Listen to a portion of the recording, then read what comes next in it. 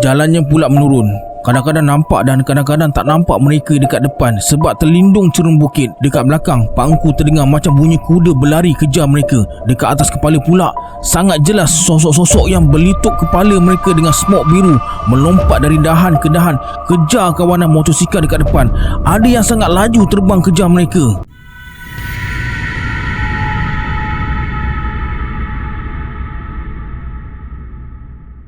A'udzubillahi minasyaitonirrajim. Bismillahirrahmanirrahim. Assalamualaikum warahmatullahi wabarakatuh. Apa khabar sahabat semua? Kembali lagi bersama saya Syarul. Terima kasih sebab ada klik video ni. Semoga yang menonton video ni ditambahkan rezeki dan dipermudahkan urusan dunia dan akhirat. Hari ini saya akan kongsikan dua kisah daripada Pak Engku yang bertajuk Jalan Atas Bukit. Sebelum ni saya ada kongsikan kisah daripada Pak Engku juga yang bertajuk Kebun Durian. Nak tahu kisah dia macam mana? Tonton video ni sampai habis. Jangan lupa subscribe, like dan komen dalam video ni. Pada yang nak join grup Telegram saya ada letakkan link dekat bawah. Macam biasa sebelum saya mulakan, jom kita baca selawat dulu. Sallallahu Rabbuna ala nuril mubin Ahmad al-Mustafa Sayyidil Mursalin. Sallallahu Rabbuna ala nuril mubin Ahmad al-Mustafa Sayyidil Mursalin. Sallallahu Rabbuna ala nuril mubin Ahmad al-Mustafa Sayyidil Mursalin. Tanpa buang masa lagi, jom let's jump to Rabak Seram.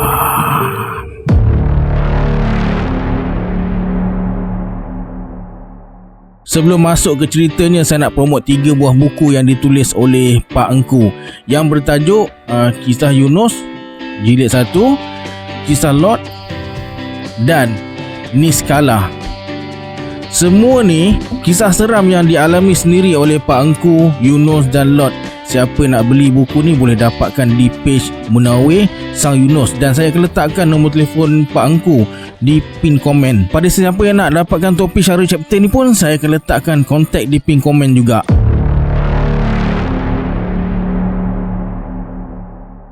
Ada beberapa pengalaman seram Pak Engku disakat makhluk halus ketika selalu guna jalan berliku atas bukit di semua daerah di Pulau Pinang. Jalan yang dimaksudkan bukanlah satu-satunya jalan yang menghubungkan daerah tempat Pak Engku dengan daerah-daerah lain dekat Pulau Pinang tu. Namun, kalau diambil kira masa, ia adalah jalan yang jaraknya tak terlalu jauh untuk sampai ke Teluk Kumbar, Bayan Lepas dan seterusnya ke bandar. Keseluruhan jalannya akan melalui lereng bukit yang di sebelahnya adalah jurang yang dalam, dan dekat sebelah tebingnya pula hutan tebal. Jalan berliku tu dulu hanya ada 2 lorong sejauh 9 batu, dibina sebelum merdeka. Lampu jalannya sangat jarang dan cahayanya tak begitu terang. Waktu malam, terutama masa hujan, adalah waktu yang paling mencabar bagi sesiapa sahaja yang berada atas jalan tu. Tak kiralah kenderaan apa pun, tanah bukit yang dah longgar akan menggelonsor turun bawa beban yang berat seperti bongkar-bongkar batu yang besar, pokok-pokok yang dah tua bersama dengan lumpur dan pasir. Banyak dah jiwa yang terkorban atas jalan bukit yang berliku tu. Kisah ni jadi masa Pak Engku baru selesai peperiksaan STPM dan bekerja sebagai seorang kerani di sebuah syarikat pengangkutan dekat Bayan Baru. Sahabat Pak Engku, Yunus, pulang ke kampung. Katanya dah tak tahan rindu pada 2 buah hatinya. Yunus tak nak bekerja atau teruskan pengajiannya sebab nak tunggu Pak Engku masuk universiti sama-sama. Pejabat Pak Engku ni terletak dekat hujung deretan bangunan dan di sebelahnya ialah sebuah kilang. Tak tahu kilang buat apa. Yang Pak Engku tahu, lori yang bawa bahan mentah selalu ada dekat belakang bangunan tu. Tempat pemunggahan syarikat tu ditutup dengan sebongkah keluli macam sebuah tangki. Dekat dengan tempat pemunggahan ialah kawasan berpagar, tempat buangan sampah. Apa yang Pak Engku selalu nampak bila lalu dekat belakang nak ke surau ialah longgokan plastik berwarna putih yang kadang-kadang tersangkut dekat pagar. Dekat belakang kawasan ni ada sebatang sungai yang hitam airnya dan sangat busuk. Tak tahan kalau lama-lama dekat situ. Tugas Pak Engku dalam syarikat tu ialah sebagai penaik borang. Kerjanya mudah, tapi kadang-kadang kalau ada dokumen yang terlalu banyak serta tekanan dari ketua bahagian, membuatkan Pak Engku selalunya terpaksa balik kerja selepas waktu isyak. Satu hari, disebabkan terlampau banyak kerja, Pak Engku terpaksa pulang lewat daripada biasa. Nasib baik masih ramai lagi orang dekat pejabat tu. Namun orang Melayu dekat situ hanya beberapa kerat je. Wajah-wajah yang biasa terserempak dekat surau kecil dekat belakang bangunan tu. Pak Angku yang masih belum solat isyak buat keputusan nak solat isyak dekat surau. Dapatlah juga renggangkan otot. Ketua Pak Angku sangat harapkan dia sebab kelajuan Pak Angku menaip dan tak buat sebarang kesalahan. Masa Pak Angku sampai dekat belakang bangunan tu, dari lampu-lampu tinggi yang terang terpasang, dia nampak terlalu banyak burung gagak yang hinggap-bingar atas bumbung bangunan kilang sebelah. Terbang berpusar dan hinggap semula atas bumbung bangunan kilang tu. Kawanan burung gagak yang kelihatan terganggu tu macam menunduk ke arah tempat pembuangan sampah. Pak Angku tengok sekali imbas je. Macam biasa, memang ada timbunan plastik putih membukit dekat tempat tu. Lepas solat, Pak Angku duduk di muka pintu surau nak pakai kasut. Burung-burung gagak tadi masih berbunyi macam terganggu. Bila Pak Angku mendongak, dia ternampak macam ada segulung kain putih tersandar dekat dawai pagar. Bahagian atas gulungan kain tu berkibar-kibar ditiup angin. Memang kawasan tu sentiasa ditiup angin. Sekali imbas, nampak macam mayat yang dikafankan. Namun Pak Angku tahu itu hanyalah mainan perasaan dia je.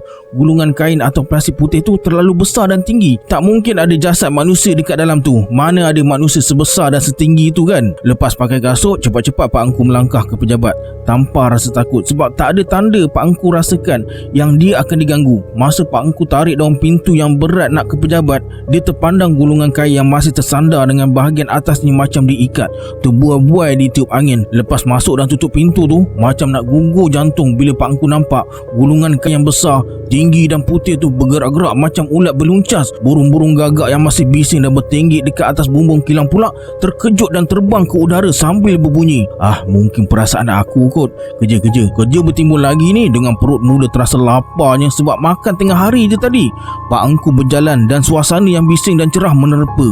Ramai lagi kaki tangan yang masih sibuk dengan kerja masing-masing. Pak Angku naik tangga, masih lagi fikirkan tentang gulungan kain yang bergerak-gerak tadi. Perasaan je kot. Pak Angku masuk ke ruangan pejabat. Ada beberapa orang yang dah balik. Lepas siap kerja menaip, dalam bilik berkaca, Pak Angku nampak penyelia dia bernama Roger masih lagi sibuk dengan beberapa orang kaki tangan Cina. Pak Angku melambai ke arah Roger dan bawa masuk semua borang yang dah siap ditaip, lalu beritahu Roger yang dia nak balik. Roger hanya mengangguk dan berkata, "Thank you, see you tomorrow Tengku," dan tersenyum. Lepas ambil jaket dan topi geledah, Pak Angku turun ke bawah. Bila sampai dekat tempat letak motosikal, bingit dari gagak-gagak yang terganggu tu masih kedengaran. Kemudian sunyi. Mungkin dah jumpa tempat tidur mereka. Pak Angku tengok jam dekat tangan. Dah pukul 10.30 malam. Perut mula berdondang sayang minta diisi. Kepala mula bayangkan nasi putih, tom yam dan telur dadah. Dekat kawasan Teluk Kumbar atau paling tak di Sungai Batu lah Pak Angku akan beli makanan untuk dibawa pulang nanti. Pak Angku mulakan perjalanan dengan bismillah dan doa naik kenderaan. Langit di pulau masih cemerlang dengan bulan sabit yang terselit di balik awan. Pak Angku teruskan perjalanan pulang tanpa was-was. Sampai di kawasan kampung di Teluk Kumbar, Pak Angku singgah di gerai makan. Lepas pesan makanan, masa tengah tunggu makanan siap, Pak Angku nampak ada lintasan kilat di pucuk-pucuk pokok atas bukit. Sepintas lalu je, kemudian gaib. Memang nampak jelas macam sejalur cahaya putih sepantas kilat. Lepas makanan siap, Pak Angku mulakan perjalanan semula. Sampai dekat tepi madrasah Teluk Kumbang, entah kenapa hati Pak Angku mula berdebar. Jalan mendaki yang sayup-sayup kelihatan dah terbentang dekat depan mata.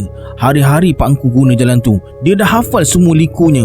Memang ada antara selekohnya yang sangat berpuaka dan yang paling takut adalah selekoh separuh bulatan lepas kuil Hindu yang sangat banyak puakanya. Pak Angku menunggang dengan berhati-hati dan berselisih dengan pelbagai kenderaan dari arah daerahnya. Orang yang kerja shift malam dah mulakan perjalanan mereka cari rezeki malam tu. Sampai di selekoh besar tu, umbun-umbun mula berombak. Telinga mula berdesing. Pak Angku jadi gentar dan cuba fokus pandang ke depan. Namun dah ditakdirkan, malam tu perjalanan pulangnya terganggu. Ketika berada di bawah pokok yang merendangi selekoh tu, dekat atas kepala, Pak Angku nampak selembar kain putih yang melantun dari pokok ke pokok macam kejar dia. Hati mula rasa cemas.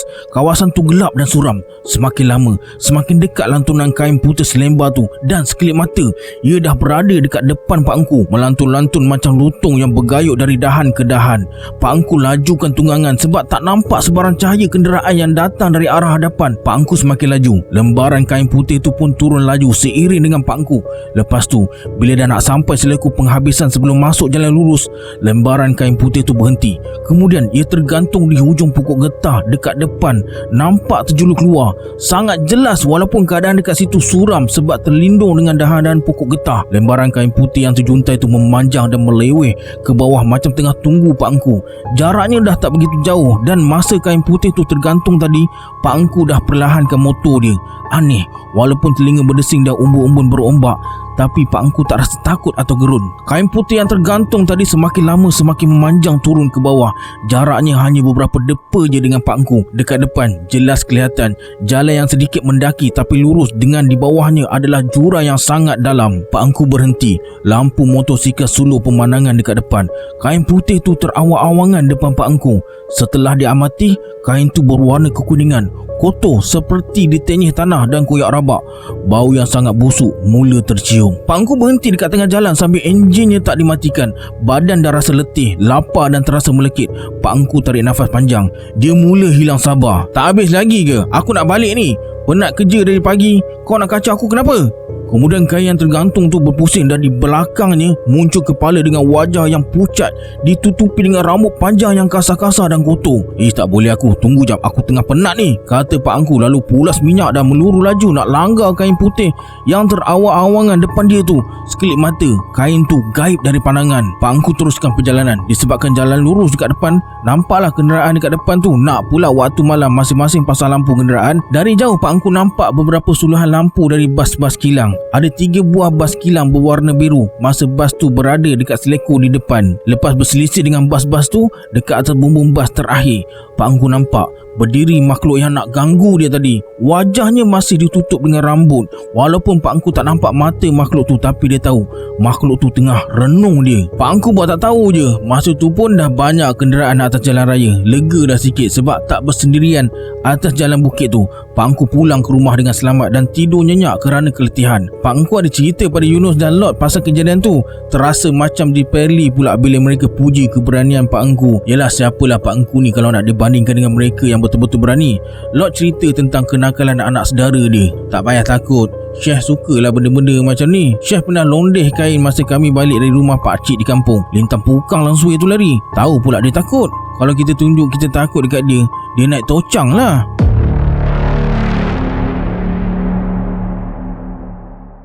Masa kejadian ni, Pak Engku betul-betul kesorangan. Yunus balik kampung. Lama dia balik sebab nak belajar ilmu jual beli beras dari Tok Da.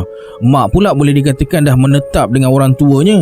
Kakak dah pindah agak jauh dari kampung lepas kahwin. Abang-abang dan kakak sepupu dah ada kehidupan mereka sendiri di kampung nenek sebelah ayah. Jadi Pak Engku banyaklah masa untuk diri dia sendiri, berkebun belakang dapur mak. Kawan-kawan yang dulunya selalu lepak dekat pangkin depan rumah dah tak ada lagi. Malamnya Pak Engku akan ke masjid. Bila pulang rumah, kesorangan balik. Hidup Pak Engku hanyalah dari tempat kerja, pergi rumah datuk untuk hantar pakaian serta keperluan mak dan belakang dapur mak. Boleh dikatakan hidup Pak Engku berlega-lega dekat situ je. Tak ada lagi kawan sama-sama menjala ikan atau udang. Tak ada lagi kegiatan cari ulam dan pucuk sebab Pak Engku dah bekerja. Tak ada lagi ambil upah menebas bukit atau tanah orang sejak Yunus tak ada dekat kampung ni.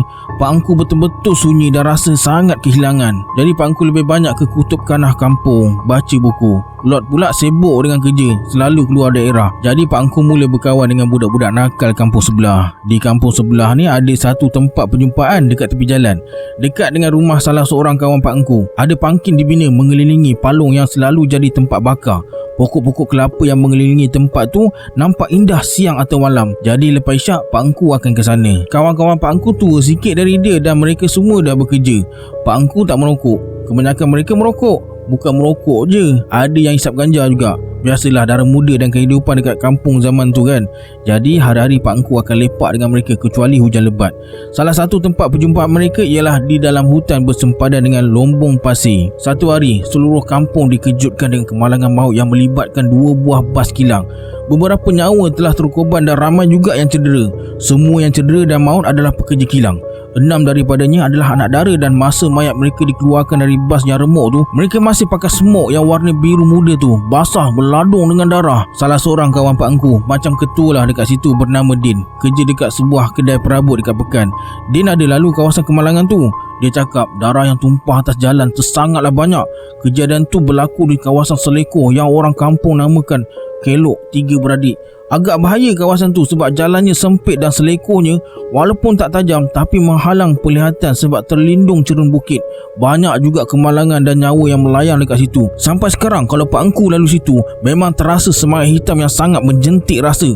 Seramnya akan terasa walaupun hari siang. Korang tahu tak, darah punyalah banyak sampai turun ke bawah. Yang mati pula baju diorang semua basah dengan darah. Ada saksi cakap masa bas tu bertembung, bunyi dia macam bom. Ada yang kata dengan bunyi perempuan mengilai-ngilai lepas bas tu bertembung.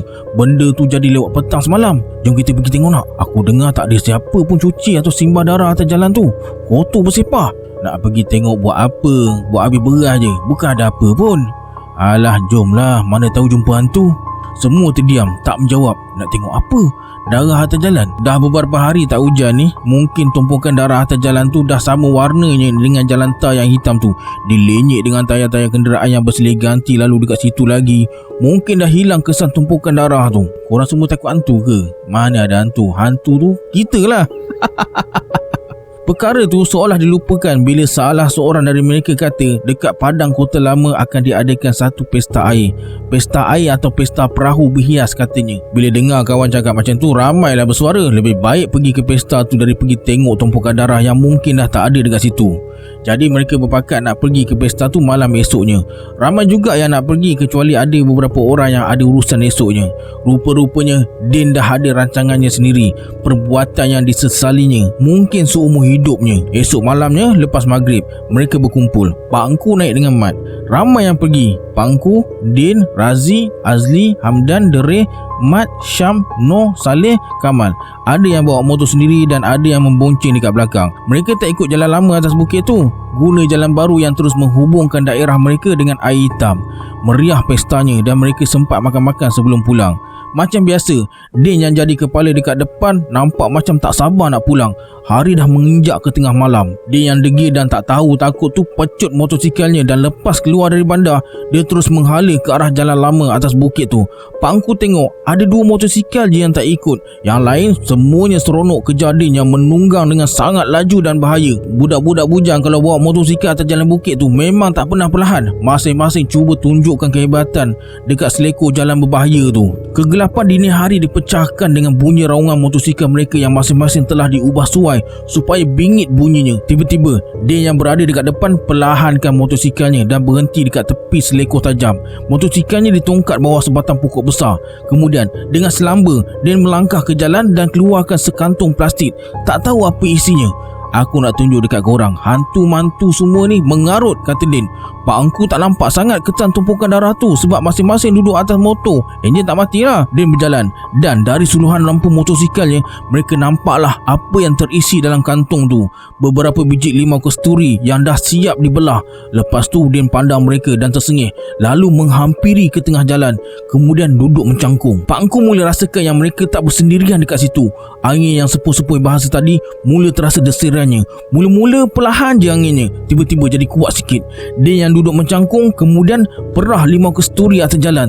Tak semena-mena terdengar jeritan yang bertingkah-tingkah dari atas bukit dan suara jeritan tu terdengar macam tengah meluncur turun. Mereka semua terkejut sebab hilayan tu sangat jelas kedengaran dari atas bukit. Din ketawa dan terus keluarkan semua potongan limau kasturi tu. Kalau tadi dia perah dengan tangan, kali ni dia longgokkan limau kasturi tu atas jalan lalu dipijak-pijaknya. Mana ada hantu? Kalau ada hantu datang depan aku, kata Din. Angin yang kuat mula goncangkan pokok-pokok di sekeliling mereka.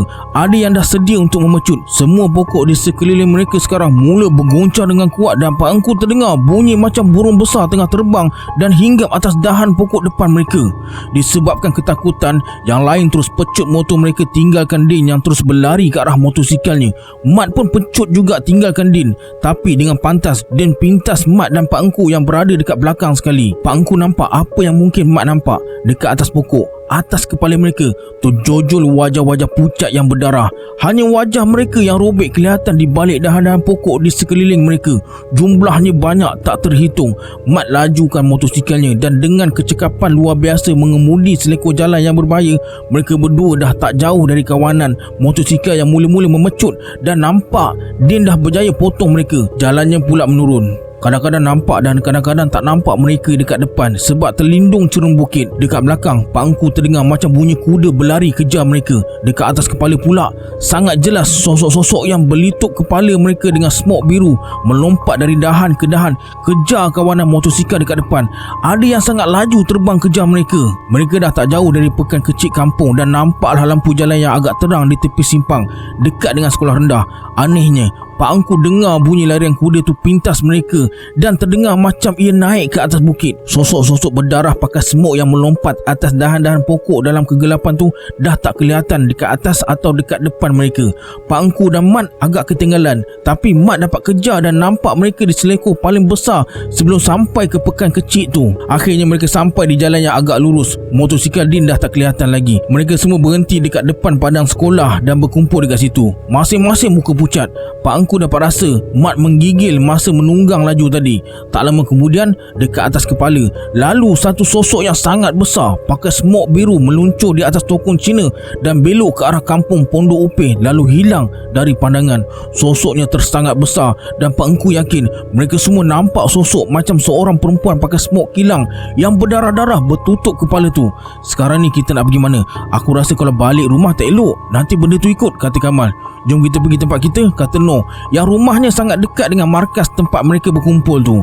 Tanpa banyak soal, mereka masuk ke simpang dan berkumpul di pangking yang dibina mengelilingi palung yang sentiasa berasap. Salah seorang dari mereka bakar surat khabar dan sabut kelapa yang memang ada dekat situ. Lampu jalan terang, masing-masing duduk situ tanpa berbual. Kita jangan balik lagi, seorang pun jangan balik. Korang nampak tak benda apa dekat atas bukit tadi? Tanya Syam. Suaranya macam menggeletar, kata Saleh. Dia nampak banyak sangat yang pakai smok atas pokok tengah kejar Din. Deris pula kata dia nampak makhluk tu berlumuran darah. Ada yang pecah kepala, ada yang tangan nak putus. Takkan kita nak duduk sini sampai pagi? Tak nak balik, kata Azli. Yang lain nampak setuju. Kita tunggu Din, kata Kamal. Unggun api dekat dalam palung makin marak. Pak Engku nampak yang lain diam dan berpeluk tubuh. Wajah masing-masing cuak dan mereka macam kesejukan. Lepas tu suasana jadi hening dan mereka tetap dekat situ sampai embun jantan menitik. Tak boleh jadi ni. Jom pergi rumah aku, kata Syam. Rumah Syam pun tak jauh dari situ. Anak orang berada. Rumah Syam ada 2 buah, sebelah menyebelah. Besar.